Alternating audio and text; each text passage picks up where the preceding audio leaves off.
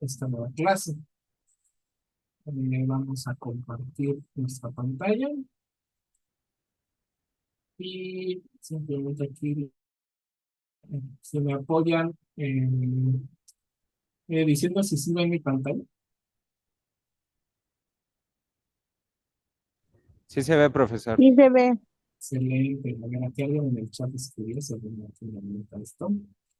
Y me dice, en efecto, José María, que sí se ve. Ricardo Ariel me dice que sí. Siguen llegando compañeritos, los voy a estar admitiendo. Eh, bueno, yo les comentaba en la clase pasada que quería ver percentiles. Son muy importantes en los análisis univariados. Un poco retomando lo que hemos venido, voy a poner por aquí el chat para tenerlo presente, por si alguien me escribe. Acuérdense, me pueden interrumpir, me pueden escribir en el chat. A veces en el chat se me olvida que escribo, pero luego aquí me alerta, me pone aquí una marca de que alguien escribió. Pero si no atiendo la duda, no hay ningún problema, me pueden interrumpir, no pasa nada, no me enojo, no pasa nada. Es importante que si tienen una duda de algo de lo que dije, o a lo mejor lo dije mal y me quieren corregir, tienen todo el derecho del mundo de hacerlo. No hay ningún problema en esa parte. ¿Ok? De todo voy a estar atento. Retomando lo que hemos dicho, estábamos en unos análisis univariados, dijimos que consiste en analizar una variable a la vez, es decir, no me importan las demás variables, solo me voy a concentrar en una variable. Y mi análisis va a depender si los datos son categóricos o numéricos. Habíamos dicho que si son categóricos, puedo hacer tablas de contingencia, que es básicamente contar cuántas observaciones están cayendo en cada categoría. Y con ayuda de esa tabla de contingencia puedo hacer una grafiquita de pares, básicamente. Lo importante de los análisis univariados, realmente donde más podemos llegar a hacer cosas es en las variables numéricas. Como son números, pues podemos explotar la información que viene en números, ¿verdad? Ya habíamos dicho que cuando yo recibo una variable numérica, hay básicamente dos tipos de análisis que puedo hacer. Un análisis de tendencia central que me diga por dónde están centrados los datos, y nos habíamos quedado en los análisis de dispersión o de estadísticas de dispersión, también se le conoce, ¿no? Las de tendencia central nos indican por dónde está centrada la variable, es por medio de promedios, por medio de una mediana y por medio de la moda, ¿verdad? Aguas con la moda, yo nada más los vuelvo a recordar, la moda tiene el problema de que si la variable es continua o con gran cantidad de decimales, la verdad es que la moda no va a ayudar mucho. De hecho, la moda no es única, eso es importante también conocerlo. La moda es el elemento que más se repite, esa es la definición. Entonces, buscas cuál es el elemento que más se repite en tu variable, esa es la moda. Y puede haber que tengas dos, tres, cuatro, cinco modas en tus datos. Pues a lo mejor hay cinco datos que se repiten la misma cantidad de veces. Entonces, eso puede llegar a ocasionar que tengas modas o cinco distintas modas. O sea, la moda no es única. El promedio y la mediana sí son únicos, pero la moda no necesariamente. ¿Ok? Es una observación que no les dije, creo que en la clase pasada. Estábamos viendo las dispersiones y dijimos que pues estaba la varianza poblacional, pero que en este curso nosotros íbamos a estar calculando algo que se llama la varianza muestral, ¿verdad? Que es dividir la diferencia de las observaciones respecto al promedio y dividirla entre n-1, que después vamos a ver la cuestión teórica de por qué tenemos que dividir entre n-1. Problema de la varianza, dijimos que es la unidad de medida que queda en términos cuadráticos, entonces algo que hacemos es sacarle raíz a la varianza muestral, a eso le llamamos la desviación estándar de la variable, y con eso, ¿qué gano? Pues que llego a la misma unidad de medida que tenía mi variable, ¿verdad? Había otras métricas ¿cómo se llama? De dispersión, como la desviación típica, ¿verdad? Que toma la diferencia absoluta entre las observaciones y el promedio. Esa casi no la usamos. En la teoría que vamos a ver casi no nos va a salir. Más, nunca nos sale esta como una métrica buena. A lo mejor en otras condiciones sí lo es, pero por lo general no la vamos a estar usando en este curso. Pero sí se conoce como la desviación típica. Esta cosa. Otra medida de dispersión, habíamos dicho que es el rango. Muy fácil, el rango es el máximo menos el mínimo, ver cuánto están dispersados los datos. Veo el más grande, le resto el más pequeño y me da una idea de qué tan desparramados. Es lo que trata de ver este análisis de dispersión, qué tan dispersos están los datos, ¿verdad? Y se dan cuenta como que tanto la varianza como la desviación estándar la miden alrededor del promedio. Así es como sale, ¿verdad? Pero no necesariamente es la única forma de hacerlo, ¿no? Por ahí preguntaban si lo podían hacer con la mediana. Se puede hacer con la mediana, pero nuevamente por cuestiones teóricas, lo que va a salir como que lo que más nos va a estar sirviendo va a ser tanto la varianza muestral como la desviación estándar. Van a ser las que más vamos a estar usando, van a ver. Por cuestiones teóricas. Cuestiones teóricas va a salir que eso es lo mejor que podemos hacer. Se me había olvidado esta que estaba revisando las notas que había antes de entrar de lleno a los percentiles. Existe otra medida de dispersión que es el coeficiente de variación. Es otra medida de dispersión. El coeficiente de variación, que se denota como CB, ¿no? Nos sirve mucho en estadística para hacer comparaciones de la variabilidad. Les pongo un ejemplo. Imagínense que ustedes están analizando una variable, nuevamente aquí vamos a tener nuestra columna con la variable 1, y vamos a suponer que también llega otra variable, ¿no? Yo sé que estamos en análisis univariados y todo, pero el coeficiente de variación nos va a servir para este tipo de análisis. Imagínense que tengo esta variable que a lo mejor es la variable pesos, que está medida en kilogramos, y la variable 2 es la altura, que está medida en metros, ¿no? Es la unidad de medida de la variable que estoy analizando aquí, y es la unidad de medida para la variable 2.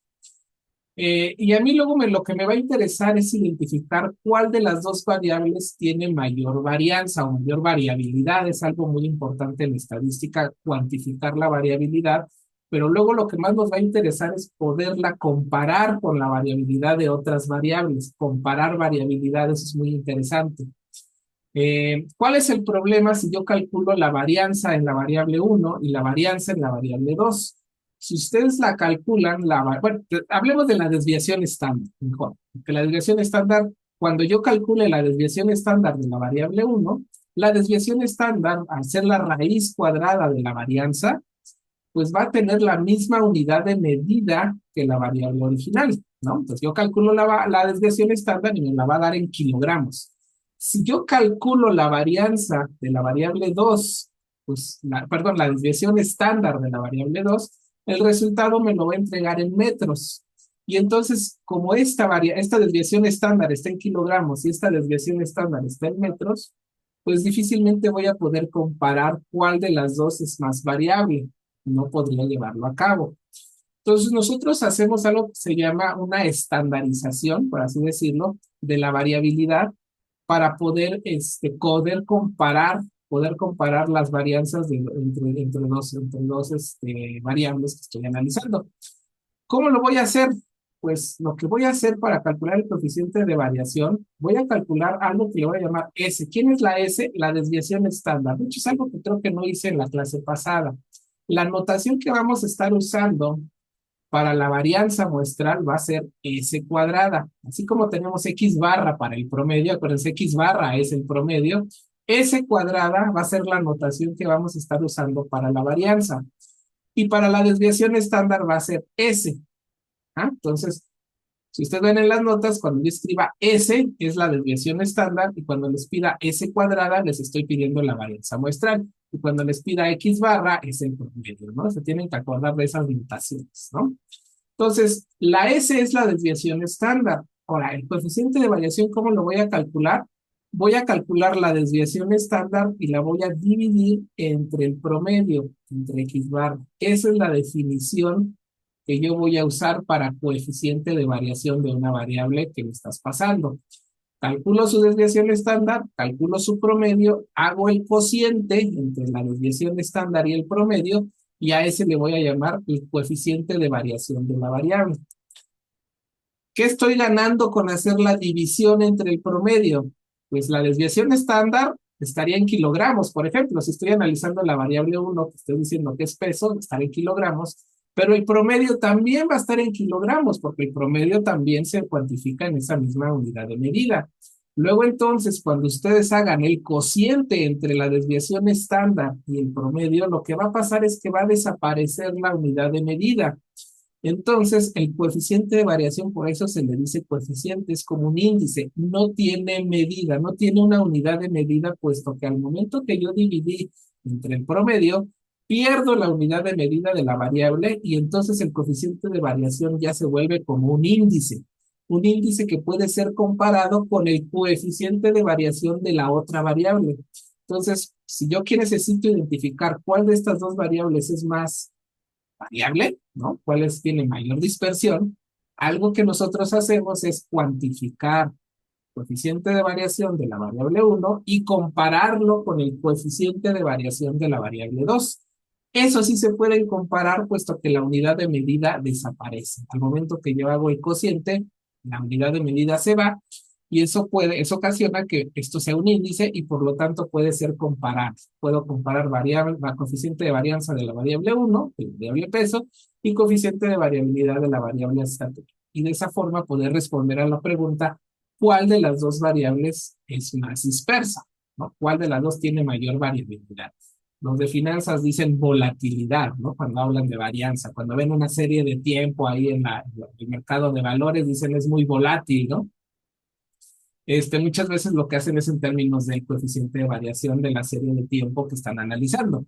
Calculan bueno, a veces como todas las acciones están en pesos, pues a veces ni siquiera lo calculan coeficientes de variación, porque ahí sí las variables todas son en pesos, dinero, entonces pueden ser comparables, ¿no? Cuando tenemos este problema de que la unidad de medida cambia, pues el coeficiente de variación puede ser muy bien. ¿Ok? Nada más les quiero hacer una observación, y es una observación que espero que todo el mundo se haya dado cuenta. Dividir siempre nos causa problemas, ¿verdad? Siempre nos causa problemas dividir, porque si divido entre cero es algo que no está determinado. Y eso es un problema en esta definición, porque si yo estoy definiendo el coeficiente de variación como el cociente entre la desviación estándar y el promedio y resulta que el promedio es cero, cosa que sí puede pasar, ¿verdad? Sí puede pasar que el coeficiente de variación sea cero. Digo, perdón, que el promedio sea cero. Eso sí puede ser. No hay ningún problema en eso, pues. El promedio es simplemente agarrar los datos, sumarlos y dividirlos entre n. Y si la suma me dio cero, pues el promedio va a ser cero. Entonces aquí tengo un problema cuando yo calculo el coeficiente de variación. De hecho, hay otro problema si es que la variable empieza a tomar valores negativos. Más bien dicho, si el promedio es negativo, ¿a poco el coeficiente de variación va a ser negativo? Pues algo que no podemos permitir, ¿verdad? El coeficiente de variación tiene que ser algo positivo. Entonces, ¿qué tenemos que hacer cuando nos enfrentamos a este problema de calcular el coeficiente de variación y resulta que mi variable que estoy analizando tiene números negativos? Porque eso puede pasar, no hay ningún problema en esa parte.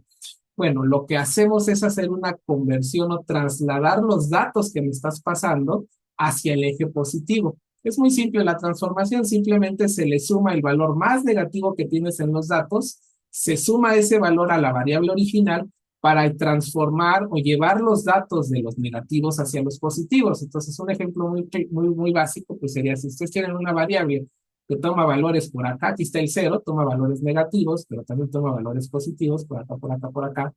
Yo lo que te estoy diciendo, básicamente, para calcular el coeficiente de variación, lo primero que tienes que hacer es identificar cuál es el valor más pequeño de tus datos, el famoso mínimo. Si el mínimo es negativo, imagínate que es un -7, por acá, lo que yo te estoy diciendo únicamente es a todos tus datos súmale 7, súmale 7. ¿Para qué? Para que el valor más pequeño tome el valor de cero y todos los datos se recorren hacia la derecha al hacer esta transformación de sumarle un 7. ¿Por qué le sumí 7? Porque es el valor más negativo que encontré en la variable. De esa forma, lo único que estoy haciendo es trasladar los datos hacia el eje positivo. Y una vez que están en el eje positivo, ahora sí, calculo el coeficiente de variación. El hecho de trasladar los datos hacia la izquierda no afecta la variabilidad de los datos, porque simplemente se están llevando los datos así como están, se los están llevando hacia el eje positivo, pero sin modificar su dispersión. Su dispersión no se ve modificada por el hecho de haber sumado un 7, por ejemplo. Entonces, si ustedes van a calcular un coeficiente de variación, primero revisen esta parte, revisen, ¿mi datos tiene los números negativos? Sí, si tiene números negativos, haz este proceso de traslación, busca el valor más negativo que tiene tu dato, suma ese valor a toda la columna y eso va a hacer que la columna se traslade o los datos se trasladen hacia el eje positivo, ¿no? Ahora sí, todos tus números van a ser positivos y sobre esa variable transformada aplicas la regla de calcular la desviación estándar y calcular el promedio. Es una técnica que se hace para poder evitar ese problema de los números negativos. Una solución rápida al problema de que yo que necesito calcular un coeficiente de variación a variables que toman números negativos. Pues simplemente los traslado para poder garantizar que el promedio no se me haga cero. ¿De acuerdo? Tampoco se vale de que ay, está en el -7, le voy a sumar 800. No, pues tampoco, porque eso sí estás afectando el coeficiente porque está subiendo mucho el promedio, lo estás subiendo artificialmente, ¿no? Entonces, vamos, hay que tener ese cuidado, ¿no? Eh, entonces, eso es lo que les comentaba, ¿no? El coeficiente de variación es un índice que se utiliza mucho para comparar variabilidades entre distintas variables que estás analizando, ¿no? Si todas tus variables están en kilogramos, pues a lo mejor no es necesario. Calculas las desviaciones estándar de todas tus variables, al fin de cuentas las desviaciones estándar terminarían en kilogramos y podrías compararlas, no habría ningún problema. El tema es cuando quieres comparar variables que son con una unidad distinta, ¿no? De esa forma los podrías, es como una estandarización de la variabilidad o de la desviación estándar, vamos a llamarlo así. De esa forma, pues lo podemos calcular. Entonces, esa otra unidad otra forma de medir dispersión de los datos. Listo, eso se me había olvidado comentarle en la clase pasada. Eh, ya no me acuerdo si estoy, creo que sí estoy grabando. Ay, no voy a hacer que no aprendí la grabación, pero sí, estoy grabando. Bueno, percentiles, eso es importantísimo en un análisis univariable. Los percentiles nos van a dar una idea de cómo se va acumulando, eso es lo que se tienen que acordar de un percentil, acumular datos. ¿Cómo se van acumulando los datos? Básicamente los percentiles me van a ayudar a responder a preguntas como ¿en dónde llevo el 20% de los datos? ¿En dónde llevo el 40% de los datos? ¿En dónde están el 60% de los datos? Eso es lo que responden los percentiles. Nos va diciendo cómo se va acumulando la información. Ahora, ¿cómo se calcula un percentil? Es un poco complicada la fórmula, de hecho, a mí me gusta mejor darlo con un ejemplo, porque es más fácil dar el ejemplo de cómo se calculan y ya después ustedes inventan la fórmula o la deducen, ¿no?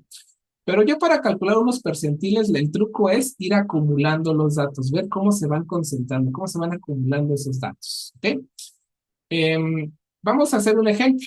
Ese siempre es más fácil. Yo les explico el ejemplo y ya ustedes van a inferir cómo va a ser la fórmula para calcular percentiles. Vamos a suponer que me llega una muestra numérica. Vamos a inventarnos aquí los números. 1, 4, 3, 8. 8 repetidos y 8. Ok. Estos son los datos que me llegaron, ¿no? 1, 2, 3, 4, 5, 6. El tamaño de muestra, vamos a ponerle 6, ¿de acuerdo? Para calcular percentiles, lo que yo voy a hacer, lo primero que voy a requerir es ordenar. Es muy importante ordenar los datos. Entonces, lo primero que tengo que hacer es ordenar la muestra del más pequeño al más grande. Entonces, tengo el 1, luego sería el 3, luego sería el 4, luego sería el 7, luego sería el 8, y luego sería otra vez el 8. Ahí está mi muestra ordenada, ¿verdad? ¿Qué es lo que voy a hacer ahora? Con mi muestra ordenada voy a ir viendo cómo voy acumulando los datos. Entonces me voy a ir imaginando y los datos, de hecho, el percentil, esa es definición casi.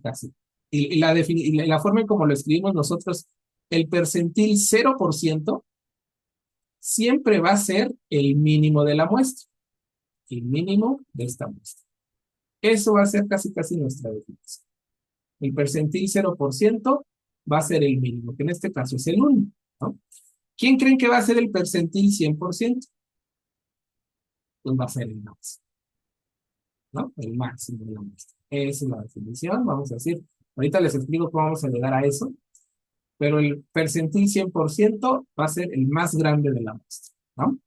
Pues la pregunta es, oye, ¿y si yo quisiera calcular el percentil? Un poco lo que responden, lo que están respondiendo los percentiles es ¿cuánto llevo acumulado de la muestra? ¿En dónde llevo acumulado el 100% de la muestra? Pues en el 8 ya acumulaste toda la muestra, ya vas barriendo de izquierda a derecha Y en el 8 ya llevaste, ya tienes el 100% de los datos acumulados, ¿no? Eso es básicamente lo que te está diciendo los percentiles. Ahora, ¿cómo voy a calcular los percentiles? La forma en como yo lo hago, creo que es una forma muy ilustrativa, es, imagínense que yo quiero ver el número 3, qué percentil es de los datos, el número 3. Lo que voy a hacer es quitar al 3 de la muestra, lo voy a quitar, me voy a imaginar que lo quito, y me pregunto, ¿cuántos números hay a la izquierda del número que quité? Y la respuesta es, solo hay un número. ¿No? Estoy calculando, quiero identificar el número 3, a qué percentil le corresponde. ¿No? ¿Qué porcentaje de los datos he acumulado hasta el número 3? Eso es lo que estoy tratando de responder. Entonces, agarro el 3, lo quito de la muestra ordenada, acuérdense, la muestra es ordenada, lo quito de la muestra y pregunto, ¿cuántos hay a la izquierda? Hay uno. ¿De cuántos? ¿De cuántas observaciones? Como quité el 3, hay 1, 2, 3, 4, 5. Entonces, 1 entre 5, ¿cuánto es? 120. Entonces, lo que voy a decir es que el percentil 20% es igual a 3. En el número 3 se acumula el 20% de los datos, es lo que están diciendo. ¿Me vieron? Vamos a hacer otro ejemplo a ver si queda claro. Vamos a agarrarnos el 7. A mí me gustaría saber el 7, ¿qué percentil es? La regla me dijo el profesor, quito el 7 de la muestra, cuento cuántas observaciones hay a la izquierda, hay 1, 2, 3, hay 3 observaciones, y lo divido entre el número de observaciones que me quedaron. Acuérdense que la muestra es 6, ¿eh? Pero como quité al 7, quedan 5. Entonces, 3 entre 5 sería, ¿cuánto sería? Punto 6, ¿va? Punto 6.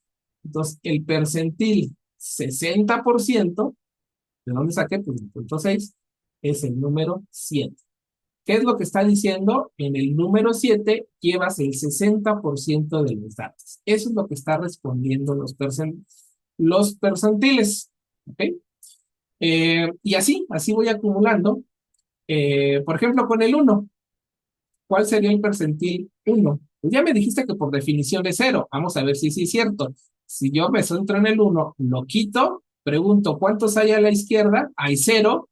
Entonces, 0 entre 5 es 0, por eso el percentil 0% es 1. ¿Ya vieron? Usando esta técnica de quitar, ¿no? Y de esa forma ustedes pueden ir construyendo los percentiles e ir construyendo como una tablita. De hecho, yo les recomiendo así como poner aquí la P y aquí como la X, ¿no? Como el valor que llevas, ¿no? Entonces dices el percentil 0% se alcanza en el 1. El percentil, en el percentil 20% se alcanza en el 3. El percentil 40%, pues es fácil, es hacer la cuenta, ¿no? 2 entre 5, se alcanza en el 4 y así, ¿no? Así voy acumulando los datos y se va construyendo esta tablita. Entonces, así es como yo voy viendo cómo se va acumulando la información hasta que llego al percentil 100%, que en este caso va a ser el 8. Y si se dan cuenta, también el percentil 80% va a ser el 8. Es este, es la misma idea. Aquí, ese es interesante cuando hay repetidos, ¿eh? Porque cuando yo me centro en el 8, vamos a ver, si yo sigo la regla que acabo de decirles, vamos a ponerlos en el 8, en este 8 que está aquí, dice el profesor, quítale el 8 de la muestra y cuenta cuántos hay ahí. 1, 2, 3, 4.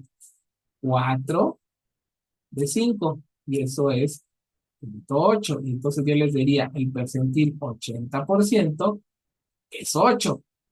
Pero cuando aplique la regla con el 8, también me va a decir que el percentil 100% es 8. Eso es completamente válido. No crean que a fuerzas es una 1 a 1. Esto es completamente válido. Es algo que puede pasar, sobre todo con las repeticiones. Ahí me está diciendo, tú en el 8 tienes el 80% de los datos, pero también tienes el 100% de los datos, porque se te repitió el 8. Eso es completamente normal. No hay ningún problema en nuestro proceso de cálculo de percentiles. ¿De acuerdo? Luego entonces, yo una vez que completo esta tabla, de hecho el único valor que me faltaría en esta tabla, no son varios valores los que me faltarán. Si ustedes completan la tabla, voy a agarrar, porque quiero completar la tabla, Ustedes van construyendo artificialmente esta tabla, ¿no? La computadora está muy lenta. Si ustedes escucharan el ventilador, se sorprenderían, ¿no? Pero es un problema de que mi computadora es viejísima. Entonces, si ustedes siguen con esa regla, van a ver que entonces el percentil 60% es el 7, el percentil 80% es el 8 y el percentil 100% es el 8, ¿verdad? O sea, ustedes con esta técnica que yo les acabo de decir, de quítalo, cuenta cuántos hay a la izquierda y divídelo entre el número de observaciones que tienes, ya una vez que quitaste ese dato, de esa forma tú puedes construir esta tabla, ¿ok? Y de esa forma tú ya me puedes decir, mira, el percentil 40% es el 4, el percentil 60% es el 7, el percentil 80% es el 8. Perfecto, eso lo puede responder. Pero ¿qué pasaría si yo les pido, dame el percentil 50%? Y ustedes van a la tabla y dicen, híjoles, pues ese no salió el percentil 50%. Con la técnica que me dijo el profesor, yo solo puedo calcular el percentil 0, percentil 20, percentil 40, percentil 60, percentil 80 y percentil 100. Y el profesor me está preguntando en la tarea o en el examen el percentil 50%. ¿Qué se les ocurriría hacer? Esa es una pregunta interesante. ¿Qué se les ocurriría hacer para calcular el percentil 50%? Quizás sacar la suma de los del 40 y el 60 y dividirla entre dos. Correcto. Vamos a hacer, eso que estás diciendo es como una interpolación lineal entre los percentiles 40 y 60, porque es justo el que está en medio entre el 40 y el 60, está el 50, ¿no? Yo básicamente lo que les estoy diciendo es, o sea, es como la geometría analítica, no sé, a ver, aquí está el 40% y el profesor me dijo que en el 40% el percentil es el 4. Y en el 60% el percentil es el 7. Entonces se forman dos puntos, uno aquí y otro acá. Entonces lo único que estamos haciendo, como su compañero bien lo dijo, de promediarlo, realmente lo que estamos haciendo por detrás es hacer una interpolación lineal entre entre estos dos números, ¿ah? Hacer una interpolación lineal y de esa forma, si tú me estás pidiendo el percentil 50%, lo único que voy a hacer es esa interpolación lineal y regresar a este número. Este es el número que yo voy a proponer como el percentil 50%. Que si ustedes hacen las reglas en la interpolación lineal, ajustan la recta que pasa por estos dos puntos y después le evalúan el 50%, van a llegar a la regla que les dijo su compañero. Es el promedio entre 4 y 7, 4 más 7 entre 2, y ese es el percentil 50% que vamos a construir. Imagínense que les pido el percentil 58%, pues es la misma idea. Me coloco en el 58%, hago la interpolación lineal y ese es el que voy a responder como percentil 58%. ¿Ok? ¿Alguien había levantado la mano, Vi? No sé si quieras decir la duda o Sí, escribirlo. sí, Dime, dime, fui yo. dime. Todos los percentiles, o el crecimiento de los percentiles siempre va a ser lineal. Ese es el supuesto que vamos a hacer. No es la Ajá. única forma de hacerlo. Esa es la forma por default que Python, R, Excel y SAS la calculan.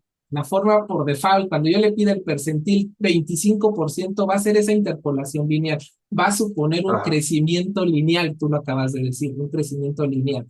Pero Ok. no es la única forma. Si ustedes te meten a la ayuda de Python y de R para las funciones de percentiles, hay hasta 9 formas de calcular percentiles y hay Ok. unas bien locas, ¿eh?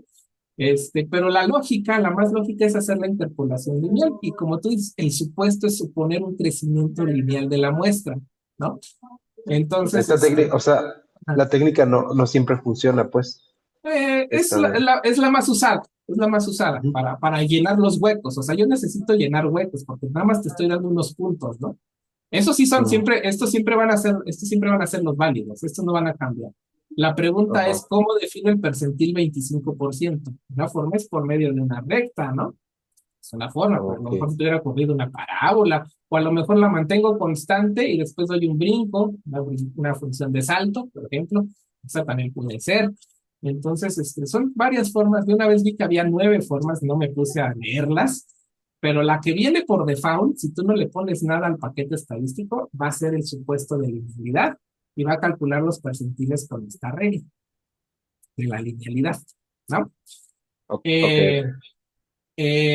No es la única forma, es la más usada, la que más van a usar. Y aquí lo que quiero que observen es, si yo les hubiera pedido la mediana de estos datos, la mediana de estos datos que están haciendo, ¿cuál era la mediana? Dijimos que era el punto medio, era ordenar los datos y sacar, si había dos en la mitad, sacar el promedio, ¿verdad? Habíamos dicho, ¿se acuerdan? Pues resulta que bajo esta técnica de aplicar la interpolación lineal, el percentil 50% siempre va a ser la mediana de la muestra. Solo bajo esta técnica de la linealidad, ¿no? Solo bajo esta técnica. Si están aplicando la técnica de llenar los huecos mediante líneas, el percentil 50% va a coincidir con la mediana de los datos. Entonces, cuando yo les pida la mediana, realmente les estoy pidiendo el percentil 50%. ¿Y qué responde el percentil? El punto en donde acumulas la mitad de los datos. Y esa es la idea de la mediana. La mediana es encontrar el punto donde estoy a la mitad. Entonces, bajo esta técnica de la interpolación lineal que yo les comentaba, pues pueden recuperar la mediana por medio del percentil 50%. ¿Ok? Entonces, es una técnica muy utilizada para ver cómo se van acumulando los datos y es la forma de calcularlo. Ahora entienden por qué es complicado dar una fórmula general del percentil. Este, yo me gusta más explicarla con ejemplos. Es muy bonito calcular percentiles en muestras pequeñas, pero ya en muestras grandes, pues ya mandas a llamar la función cuantile. En R yo sí me la sé. Si ustedes están trabajando en R, la función que usan es cuantile. Cuantile, le pasas los datos en un arreglo, en una X, y le dices quiero el cuantil 70%, le pasas el punto 7, y ya, va a hacer este trabajo, todo este trabajo que hicimos, así tengas un arreglo de 1 millón de registros, él los va a ordenar, él va a hacer el cálculo de dónde se acumula el 70% de los datos. Si es que no está en la lista que está aquí, pues lo hace por medio de una interpolación lineal y te dice, en tal número llevas el 70% de los datos. Es lo que te va a realizar esta función cuantil en R. Ya no me acuerdo en Python, yo la verdad no soy un fan de Python, pero en Python tiene exactamente la misma funcionalidad y regresa exactamente el mismo número por default, porque acuérdense que hay muchas formas de calcular percentiles. Percentiles. No sé por qué aquí hicieron cuantiles, son percentiles. Que por cierto, nada más les comento, hay ¿cómo se llama? Una anécdota, cuando a mí me estaban enseñando esto, el profesor era muy formal, ya murió, se llama Nacho Méndez, él murió ya. Pero él era muy formal y él decía, él defendía mucho la forma de hablar. Y decía, es que percentil viene de percent, porcentaje en inglés, percent. Y entonces nosotros no decimos percent, decimos por ciento, porcentales, por ciento. Entonces él decía, realmente la forma correcta de traducirlo hubiera sido porcentiles. Yo quiero el porcentil 40%, el porcentil 60%, pero se quedó percentil del percent en inglés. Realmente un español debió de haber dicho porcentil. Pero bueno, ya nos quedamos con muchos anglosajones aquí, ¿no? Con muchos anglosísimos, ¿cómo se le llaman eso, no? Pues sí, ya le decimos percentil, busca el percentil y ya todo el mundo entiende. Forma correcta en el español hubiera sido porcentil, buscan el porcentil 50%. Bueno, tal, vamos a una anécdota. Entonces, así es como funcionan los paquetes, hacen esta interpolación por default, no nos preguntan, pero si tú te quieres poner exquisito, en esta función cuantile viene otro parámetro donde uno le pone el tipo de percentil que quiere calcular. Si quieres con el tipo 1, tipo 2, tipo 3, tipo 4, una vez ahí tenía hasta 9 formas de calcularlo, dije, por Dios, yo quiero la tradicional, siempre me funciona la tradicional, no pasa nada, ¿no? A lo mejor en otros estudios funciona otra forma de calcular percentiles. Si se las pregunto en el examen y lo que sea, voy a suponer este supuesto de linealidad, ¿no? Siempre este supuesto de linealidad, para poder calcular el percentil 67%. Por ejemplo, este está fácil. Si ustedes ven estos datos y les preguntan percentil 90%, pues por supuesto que va a ser 8. El percentil 81% también va a ser 8. El percentil 99%, pues va a ser 8. Pues hagan su interpolación lineal y es una recta y horizontal, pues siempre va a ser 8, ¿no? O sea, no hay ya ni que hacer interpolación lineal ni nada por el estilo. pues entre el 80 y el 100 ya llega hasta el 8 y se mantiene. Entonces el percentil 81% es 8, el 82% es 8, el 99% es 8. Pues sí, pues ya, llegas. Hasta que llegas al 100, el 8. ¿Ok? Entonces, esos son los percentiles. Entonces, bajo esa definición, la linealidad, el percentil 50% siempre va a ser la mediana. ¿Ok? Hay varios percentiles muy utilizados en la práctica. Uno de ellos es el percentil 25%. El percentil 25% se le conoce como primer cuartil. Cuartil al P25. Al P50 ya le dijimos mediana, pero también se le conoce como segundo cuartil. ¿Ok? El P75, ¿qué creen que va a ser?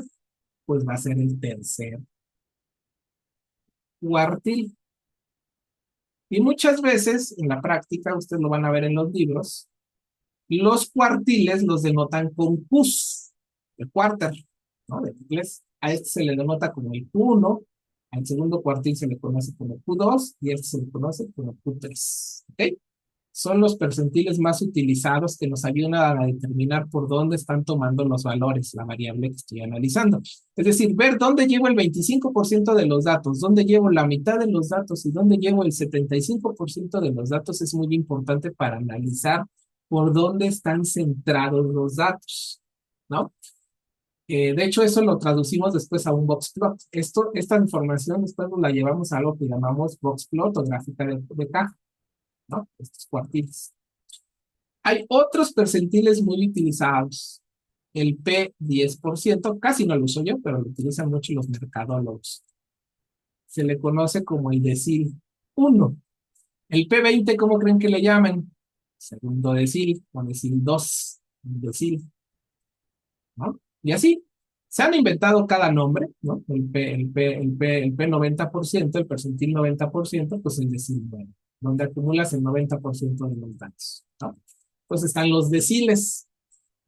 Y hoy en día también están saliendo mucho ¿cómo se llaman? Los quintiles, que son los que dividen en 5 datos. Es el quintil 1, sería el del 20%, luego el del 40%, luego el del 60%, luego el del 80%, y eso se los conoce como los quintiles de la distribución. Entonces, si yo en la tarea o en el examen les doy unos datos y les digo, calcúlame el quintil, el tercer quintil, ¿qué tendrían que hacer? Pues acordarse, a ver, estoy dividiendo en 5 partes, en quintil 5, entonces estoy dividiendo en 5 partes. Este es el primer quintil, segundo quintil, tercer quintil. Mi profesor me pidió el tercer quintil, me está pidiendo el percentil 60%. Voy a mi tablita, busco el 60%, cruzo los dedos porque está en mi tablita. Si está en mi tablita, me regreso y le digo al profesor, el quintil número 3 es 6. Digo 7. 7, 7, 7. Esa sería la respuesta. Bueno, entonces, los que más usamos son los cuartiles. Los deciles, yo lo he visto que utilizan mucho los mercadólogos para segmentar o targetear al cliente o targetarse para que, y siempre se van sobre el decil 9, los más poderosos. A ver, vamos por los que más ganan, los que más dinero ganan. Pues ustedes están en el decil 9, que dice que están en los que están hasta arriba, ¿no? Los que están ganando el 90%. Imagínense que ordenan los ingresos de las personas. ¿Quiénes estarán en el decil 90%? Son los que ganan mucho, ¿no? Los que están en el primer decil. Bueno, así es como funciona esto de los percentiles. Entonces, regreso, una vez que ya sabemos qué son los cuartiles y qué son los percentiles y todo eso, regreso a mis notitas aquí a hablarles de otra métrica de dispersión, porque estábamos hablando de la métrica de dispersión. ¿Ya? Estábamos hablando de, oye, yo necesito ver qué tan variables son los datos que me estás pasando. Perfecto. Hay otra métrica de dispersión, aparte de la varianza, de la desviación estándar y del rango, hay otra métrica de dispersión muy utilizada en la práctica, que es el rango intercuartílico. Intercuartílico.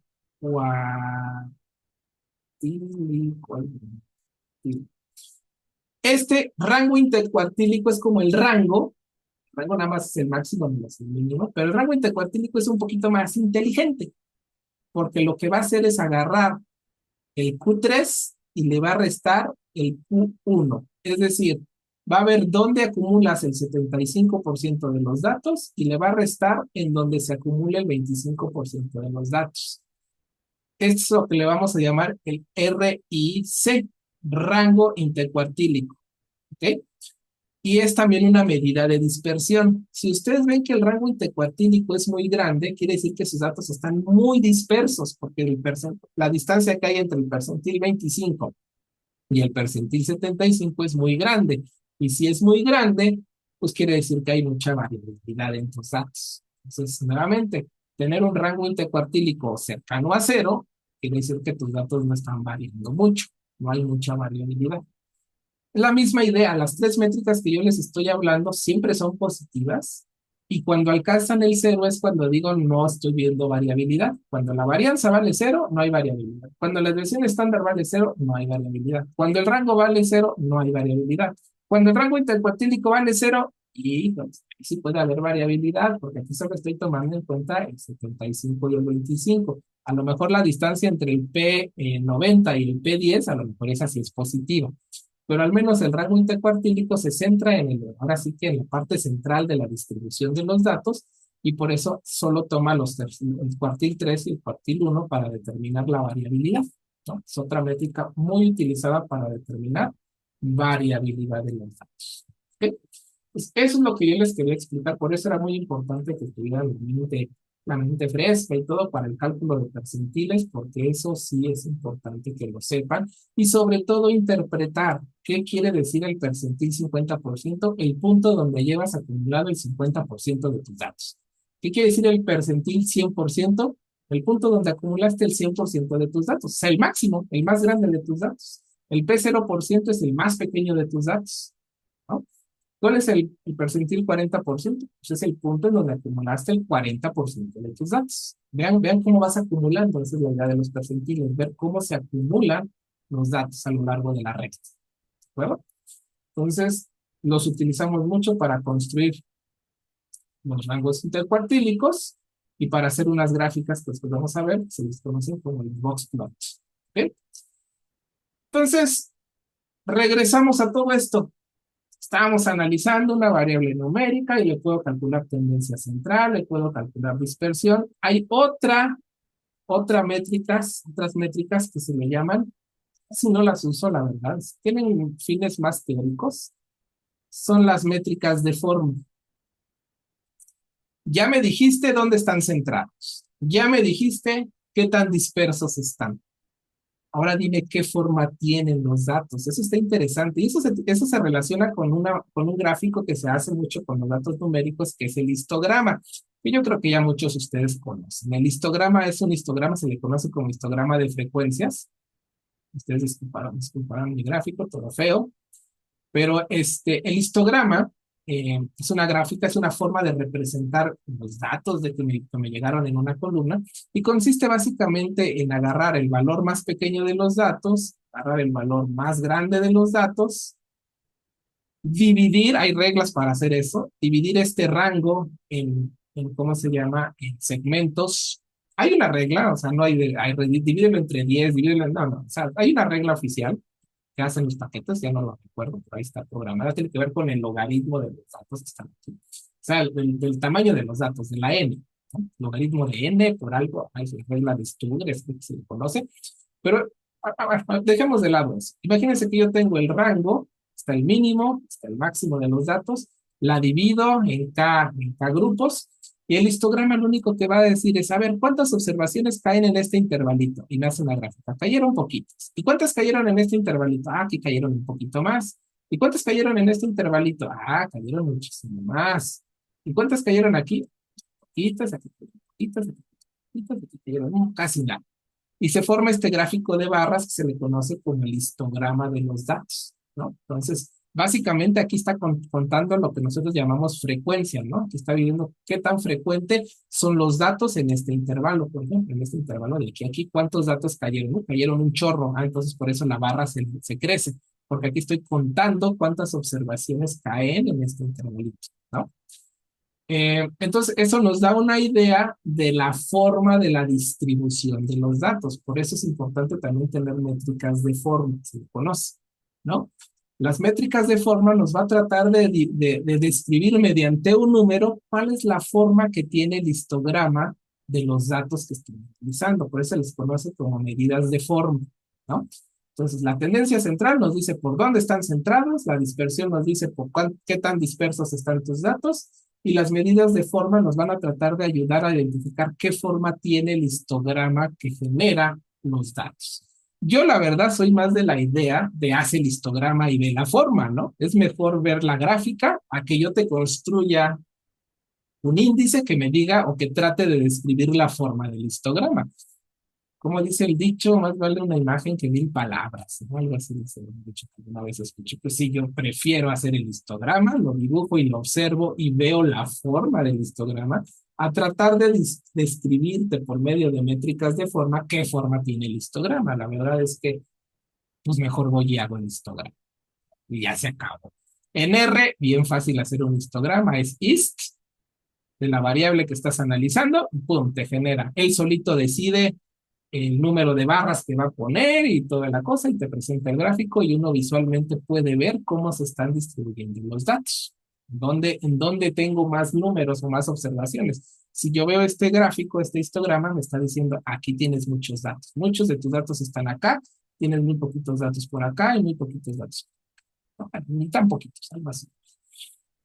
Bueno, medidas de forma, solo hay dos, que yo soy las que más conozco, las que más se usan, que es el coeficiente de asimetría, que cree que va a medir qué tan simétricos son los datos. Si se forma una campanita bonita o no se forma una campanita bonita. Se forma simetría. Es lo que trata de medir el coeficiente de asimetría. ¿Qué tan simétrico es la distribución? Es decir, si se está formando una montañita bien bonita así, quiere decir que son simétricos, ¿no? Ustedes ponen aquí el promedio, así, pues más o menos hay una simetría entre lo que veo a la izquierda y a la derecha. Entonces, el coeficiente de asimetría va a tratar de medir qué tan simétrica es la distribución. Y el otro es el coeficiente de kurtosis. De kurtosis. La verdad es que nunca lo he usado en mi vida para hacer análisis exploratorio. Tiene más fines de inferencia y sobre todo para demostrar que unos datos son normales, ¿no? Algo que nosotros en estadística llamamos bondad de ajuste. Y el coeficiente de kurtosis lo que trata de medir es el nivel de apuntalamiento. Si los datos están así picuditos, si están suavecitos, si son normal, famoso normal, es decir, todos quisiéramos tener el modelo normal o si están muy aplastados, ¿no? Con un platito así. Eso es lo que trata de medir el coeficiente de kurtosis o nivel de apuntalamiento. Trata de ver qué tan picuda, redondita o plana es la distribución del histograma. Eso es lo que trata de cuantificar el coeficiente de kurtosis. Nuevamente, sí, puedo calcularlo y me va a dar un número y me va a identificar si los datos están apuntalados así, si tienen una distribución normal o si tienen algo como un platito, ¿no? Una distribución así, un plan, ¿no? Sí, lo puedo hacer, pero yo soy más de la idea, pues mejor te presento el histograma y ya tú determinas si tus datos son simétricos, si son apuntalados, si son curvos, si son planados, pues ya lo ves en el gráfico, ¿no? Sin embargo, sí existen estos números, estos coeficientes, que nos van a ayudar, sobre todo para fines de inferencia, para fines de ver si nuestros datos se comportan como cierto modelo esperado. Por ejemplo, el modelo normal, si es que ustedes llevaron, no sé si ustedes calcularon el coeficiente de simetría del modelo normal, el coeficiente de simetría del modelo normal es cero, y el coeficiente de kurtosis del modelo normal es cero también. Entonces, cuando llegan los datos, a mí me gustaría, si es que quiero modelarlos mediante un modelo normal, me gustaría que el coeficiente de asimetría estuviera cercano a cero y que el coeficiente de kurtosis de los datos estuvieran cercanos a cero. Es lo que a mí me gustaría. Se utiliza más para fines de bondad y ajuste. La fórmula está en las notas de cómo se calculan esos coeficientes. Están las notitas para que ustedes... Vamos a ver. Notitas, darlas. Y si ustedes van aquí, Aquí están las medidas de forma. Ahí está el coeficiente de variación. Ahí se multiplica por 100 el coeficiente de variación, nada más para llevarlo al 100%. Se me olvidó decirlo ahorita en la clase, pero bueno, esta es la fórmula del coeficiente de variación, porque es un índice. El coeficiente de asimetría, pues ahí está su forma de calcular, ¿no? ¿Por qué es coeficiente? Porque vean lo que hace mañosamente el coeficiente de asimetría. Eleva al cubo, nuevamente es la diferencia entre la observación y el promedio, pero elevada al cubo, pero vean cómo lo divide entre la desviación estándar al cubo. ¿Qué gano con dividir entre al cubo y al cubo? Pues gano que se va a la unidad de medida nuevamente, por eso son coeficientes.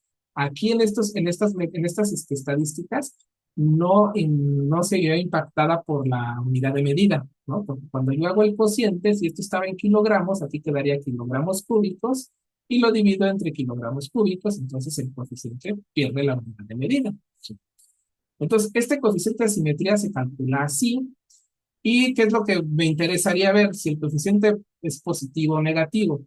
La idea es que si es cero, es que los datos son simétricos. Porque acuérdense que esto sí puede ser negativo, ¿eh? Esto sí puede ser negativo porque está elevado al cubo. Entonces puede haber negativos. Si unas observaciones se van viendo más hacia la derecha, pues esto, eh, eh, ¿cómo se llama? Pues empieza a generar números negativos, ¿no? Si tienen una XY muy arriba, perdón, al revés, muy a la izquierda, una XY muy a la izquierda, pues esto va a ocasionar que esto se vuelva negativo, ¿no? Entonces, sí puede haber un coeficiente de asimetría negativo. De hecho, cuando es negativo, si ustedes se ven en las notas, decimos que la distribución es asimétrica negativa. Cuando el coeficiente es positivo, decimos que es positiva, la distribución es asimétrica positiva. Y lo bonito es cuando es cero, entonces decimos que los datos son simétricos. Es decir, si yo hago el histograma, voy a ver algo simétrico. Es lo que me está diciendo este coeficiente, ¿no? El nivel de apuntalamiento o nivel de kurtosis juega con el cuarto momento de los datos. Este siempre es positivo, evidentemente. Divido entre S4 para que se vaya la unidad de medida. Y lo que nos trata de medir es el nivel de apuntalamiento. Dije que apuntamiento, aquí es apuntalamiento. ¿De acuerdo? Eh, Aquí se clasifican las distribuciones en dos tipos de distribución. De hecho, me gusta más explicarlo en el dibujito. Ya con eso vamos, ya se nos acabó el tiempo. Wow, cómo el tiempo. A ver, cuando ustedes ven una distribución así, toda aplanada, como esta que les dibujé aquí, ahora vamos a ponerle uno, dos, tres. Esta, si ustedes se dan cuenta, parece un plato invertido. Siempre lo veo como forma de un plato. A este tipo de distribuciones les llamamos platicúrticas. Platicúrticas. A estas les llamábamos leptocúrtica. Y a esta la llamamos la bolita, le llamamos mesocúrtica. Bueno, pues el coeficiente de apuntalamiento kurtosis nos va a ayudar a determinar cuándo me enfrento a qué tipo de distribución. Cuando el kurtosis es positivo, voy a decir que es una leptocúrtica. Cuando la kurtosis es negativa, sí, porque puede ser negativa por este -3, es platicúrtica. Y cuando es cero, es que tiene el nivel de apuntalamiento de una normal. De hecho, lo bonito, cuando yo calculo la kurtosis, yo espero ver algo cercano a cero. Y si está cercano a cero, yo me pongo muy feliz porque estoy diciendo, ¿sabes qué? Mis datos se parecen a una normal, se distribuyen bonito. Cuando se empieza a alejar del cero es cuando dices, chispas, parece que el modelo normal no me va a servir para modelar estos datos, entonces más vale que busque otro. Bueno, nuevamente, estas medidas de dispersión o de forma las utilizamos más para fines inferenciales y no tanto para descriptivos. Descriptivos, pues hago el histograma y se acabó. Ahí tú puedes ver la forma que tienen los datos y no hay nada más que hacer. ¿Ok?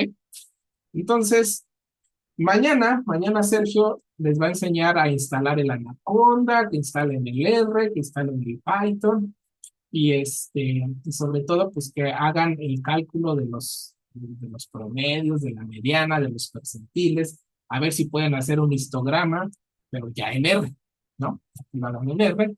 Y pues si quieren, calculen el coeficiente de simetría, el coeficiente de kurtosis, y bien los paquetes estadísticos. ¿De acuerdo? ¿Hay alguna duda en este minuto que nos queda? Qué rápido se me va el tiempo. ¿Duda? Sí.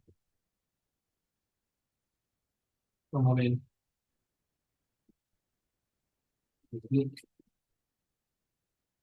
¿Todo bien? Ya los perdí. ¿No? Perfecto. Calle autor, ¿verdad? Tengo una duda. Dígame, dígame. Por ejemplo, en los percentiles sí me quedó claro que, o sea, si tenemos, por Ujú, ejemplo, el 40 y el 60%, ujú, sí podemos sacar el 50%, pues nada, más sumando el 40 y el 60 y dividiendo entre dos. ajá. Ujú, Pero, por ejemplo, si estamos buscando el 51, 52, 53, ajá. ¿cómo lo busco? Es con esto de la recta. Es lo que estaba aquí tratando de explicarles en el dibujito. Quizás dice muy feo, pero lo que estamos debería ser un poquito más grande para que quede más claro. Yo lo que te decía es que detrás de este cálculo hay una interpolación lineal.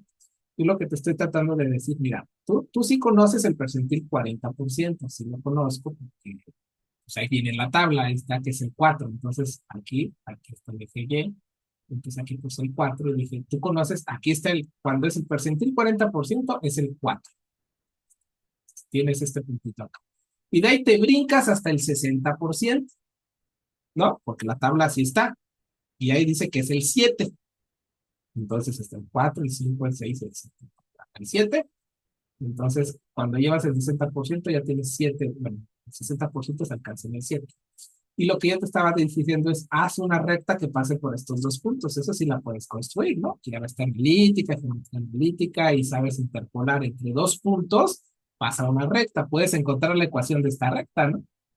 Que pasa por estos dos puntos, por el punto 6,7 y por el punto 0,4,4. La recta que pasa por estos dos puntos. Tú la puedes encontrar sin problema. Ya una vez que tienes esta recta definida, pues ya tienes un modelo, tienes una recta, ya sabes, AX más B, ¿no? Tienes la recta que pasa por este punto. Y tú dices, es que ¿cómo calculo el 51%? Pues lo colocas acá y ves tu recta, a qué número te lleva. Y va a ser a lo mejor 6,81. No sé. Habría que hacer la interpolación.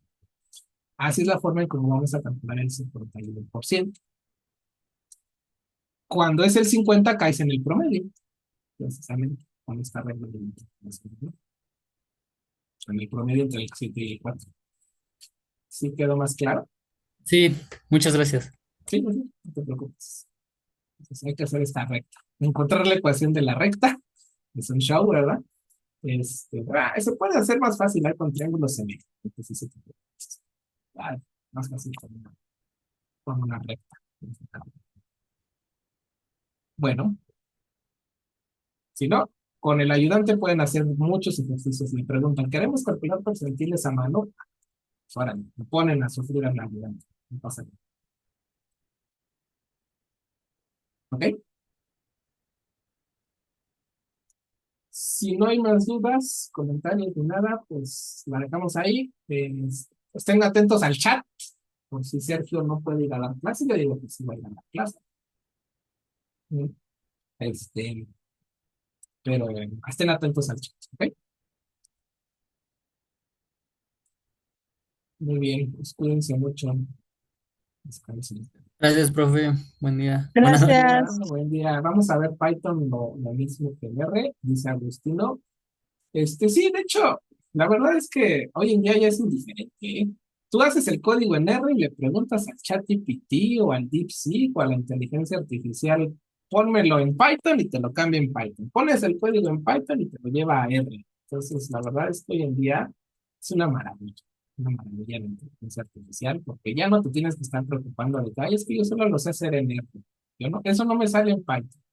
No te preocupes, aquí le preguntas al DeepSeek y ya te da las conversiones, porque estaba bien. Uno le pasa aquí los códigos en R, te los pasa a Python, sin problema, ¿eh? Me impresiona eso. Entonces, sí, vamos a ver Python y unas cosas en la tarea se las voy a dejar en Python. Una vez se las hago, adelante.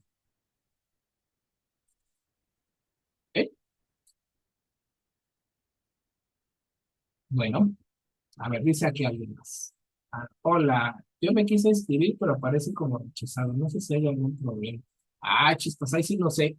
Eh, ahí sí no sé cómo ayudarte a sería cosa que fueras ahí con la aplicación y todo eso, ¿no? Porque creo que se liberaron unos lugares, pero después se volvió a llenar. Entonces ahí sí te recomiendo que vayas a ver. Porque ahí sí no está en mi control de quién se inscribió ni nada. El sistema los arroja y los que están ahí son a los que voy a poder evaluar. Los que no están ahí, pues se consideran ayudantes. Digo, oyentes. Ah,